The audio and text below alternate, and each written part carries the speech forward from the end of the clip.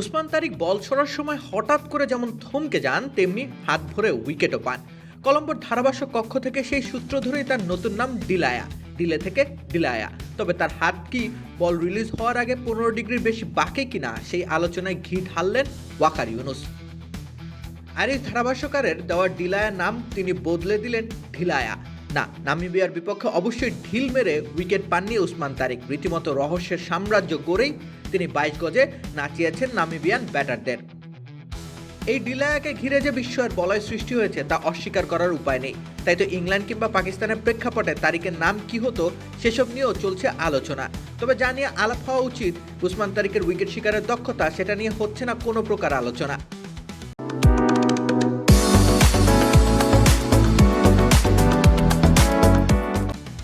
উসমান তারিক দেরিতে ফোটা ফুল হয়ে তার আগমন ঘটেছে। পাকিস্তানের জার্সিতে বিশ্বকাপেও তিনি আলোচনার কেন্দ্রে। ভারত তো রীতিমতো তাকে নিয়েছিল দারুণ শঙ্কার মধ্যে। সূর্যকুমার যাদব নিজ দলের ব্যাটারদের অনুশীলনও করিয়েছিলেন উসমান তারিকের ওই স্বল্প সময়ের থমকে যাওয়ার সাথে ধাতস্থ হতে। ঠিক এতটাই আলোড়ন সৃষ্টি করে ফেলেছেন উসমান, ভিন্নধর্মী বোলিং অ্যাকশনের মিস্ট্রি স্পিনার। তিনি রীতিমতো দ্বিধার সৃষ্টি করেন ব্যাটারদের মনে। সেই দ্বিধার রাজ্যে হারিয়ে গেছেন নামিবিয়ার 4 ব্যাটার। তাতে করে উসমান তারিকের ঝুলিতে এখন আন্তর্জাতিক টি-20 উইকেট জমা পড়েছে 16টি।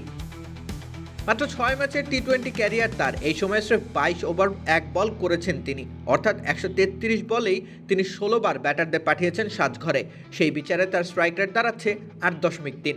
নিদেন পক্ষে 15 উইকেট শিকার করা পূর্ণ সদস্য দেশের কোনো বোলারের নেই এত কম স্ট্রাইক রেট।